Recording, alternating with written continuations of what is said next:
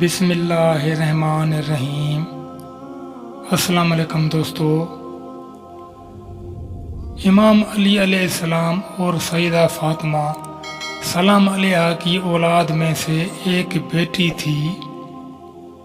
وہ عبداللہ بن جعفر کی بیوی تھی اور واقعہ کربلا میں امام حسین علیہ السلام کے ساتھ موجود تھی۔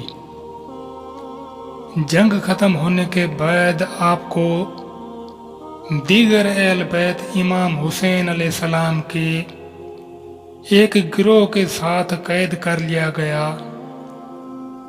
اسے اور اس کے ساتھیوں کو شہر کوفہ لے جایا گیا اور وہاں سے شام تک جب وہ قیدی تھے تو دوسرے قیدیوں کی حفاظت کے علاوہ بہت پرجوش اور روشن تقریریں بھی کرتے تھے۔